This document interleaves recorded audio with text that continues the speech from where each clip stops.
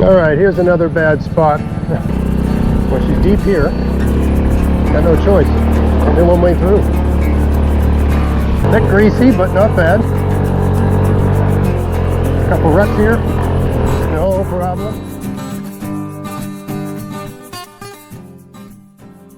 Hey, it's Greg here with Outdoors on the Cheap, and I'm out here on the woods again with my Honda Ruckus, but I got a new setup. I'm going in for just an overnighter fishing thing, but I put a new set of tires on this. So we're going to take this on the road and see what she's got. Stay with me. All right, I'm all geared up and she's all warmed up. I'm ready to go. We'll get started. I just thought I'd show you the setup I got for carrying my gear now. I used to find ways to attach backpacks to this, but I found that 2 dry bags, which is all I need for like an overnighter, right? More than enough,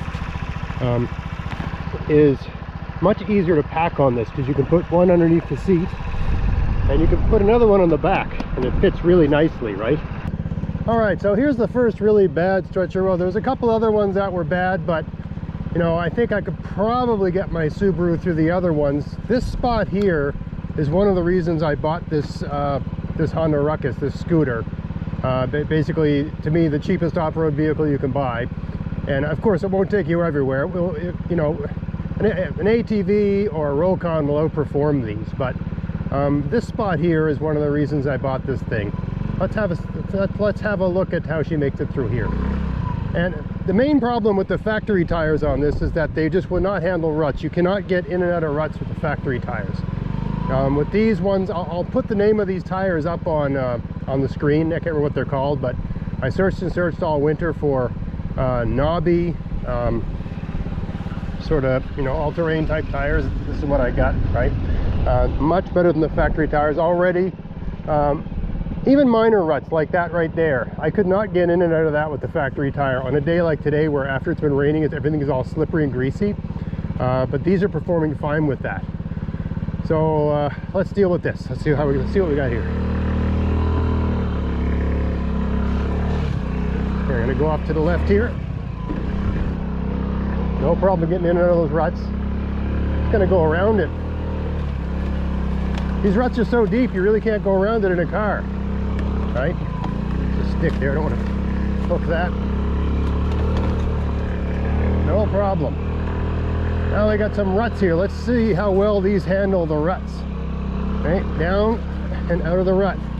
These actually climb in and out, and everything's wet and greasy today because it rained all day yesterday, basically. I got no problem dealing with some of these ruts. So even a minor one like this, the factory tire would not have taken me in and out of it. I'd have to like lift the vehicle up or take it like perpendicular, right? I always found this stretch of the road very nerve-wracking, let's put it that way, because it's just all ruts, and once you get trapped in a rut, it's so easy to tip a bike, right? But this is going just fine.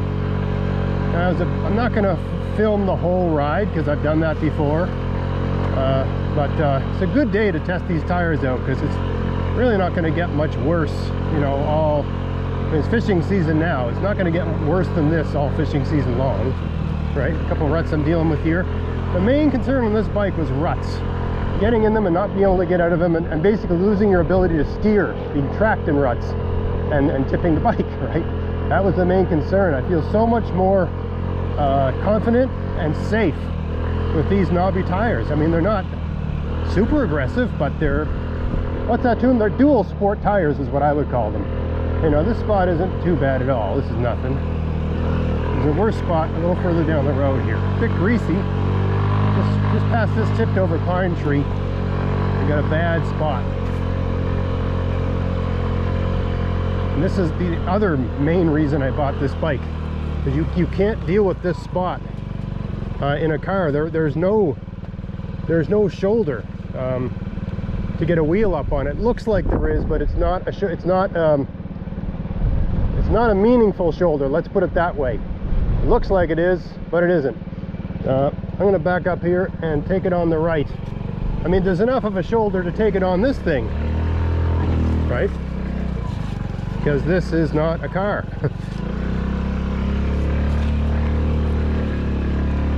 Yeah, no problem at all.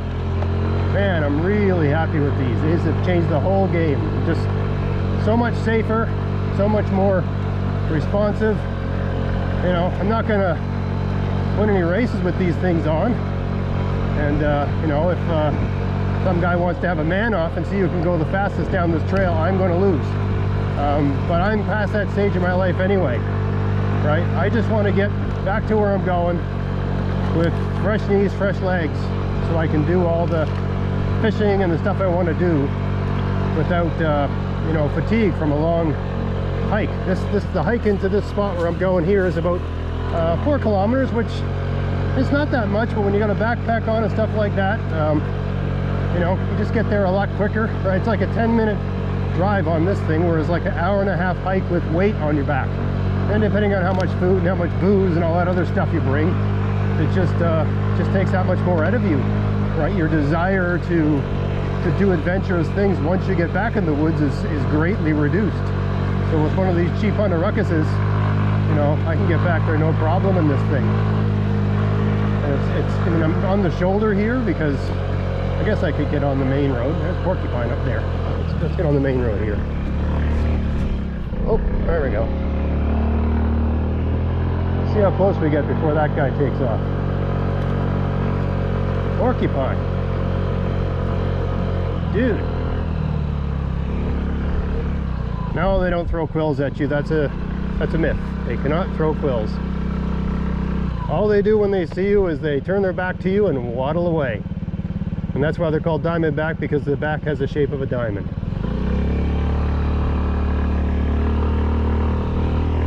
Porcupine never hurries.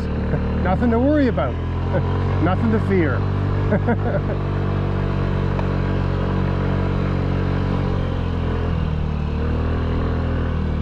Let's see how we deal with this mud here.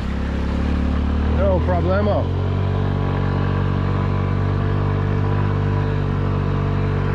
Yeah, I'm really happy with this. All right, I'm going to kill the camera here, and I'll turn it on to the next really bad spot. All right, here's another bad spot. This is just falling to... I used to be able to drive like a compact car through this, and now that would be... This is practically a river. So let's get up on the... This isn't two-wheel drive, right? This is one-wheel drive. And of course, you know, something with two-wheel drive would be better, but, you know, we can get through. Just take your time. Well, she's deep here. Got no choice. Only one way through.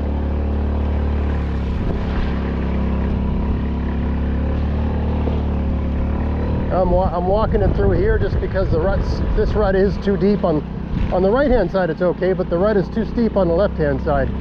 There's a dude that comes back here with a huge truck, and he's just made a hell of a mess of it. I mean, he's got every right to do that, but it's made it so that guy's truck can handle a rut like that. That's a 10-inch deep rut.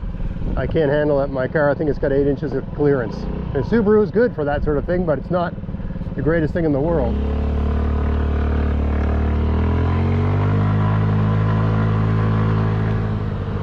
I missed my spot. I gotta turn around here. Let's see how she handles this this rough stuff here. See if I can do it without putting my foot down.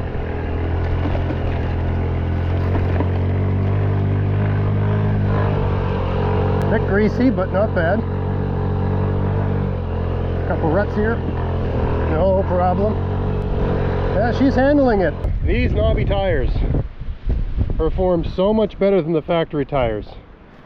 I mean, this is you know, reasonably, I mean, it's a really wet, greasy, muddy day. This road's basically made of clay and some rock, and it's very slippery and very greasy. And I mean, the factory tires would get me in, but it was really dicey and really nerve-wracking. And there's videos I've done where I've done sort of like a cheap mod, putting like emergency snow strips on them. I'll put a link to that at the end of this video. And that does work, but then of course you got to have 3 on the front tire and 3 on the back tire, and you can't use it on the road or they'll break off in no time at all. So with these, you basically got a dual sport tire for the Honda Ruckus, and it works. It performs. I can't complain. Yeah, I got her all tarped up. It's supposed to rain tomorrow, so I'll be coming out in the rain, but anyway, this will keep the seat dry. And I got a little bit of brush thrown over it to sort of camo it. Doesn't look like much, but from the road, I'm not far from the road. The great thing about these is they're so much easier to hide than ATVs, right? On the road, you can't even tell there's anything going on there. And the little path I take in, I mean, it's almost indistinguishable from just being a game trail, right? And I'm allowed to be out here and not breaking any rules, and I'm not even worried about anybody stealing my bike per se. That reminds me, I should take the key out of the ignition. Greg, you fool. Key. Anyway, yeah, I got a good spot back here, and I want it to continue to be mine. Hi, it's Greg here with Outdoors on the Cheap. I'm trying to grow my channel, and it's almost to 1,000 subscribers. And for those of you that don't know, I've got a promotion on right now, where if you're one of the first 1,000 subscribers, you have a chance to win one of 2 Silky Gumboy 210 folding saws provided by the Newfoundland Knife Company. In addition to that, they've given my viewers a coupon code, MGP2022. If you use that coupon code, you get 10% off on anything they sell. And they got a lot of different things to offer. They got knives, axes, saws, and other outdoor gear. And they've got good prices. And you know, I like a good price. So check them out. If you want to help grow the channel, subscribe. Maybe win one of those saws. Thanks a lot.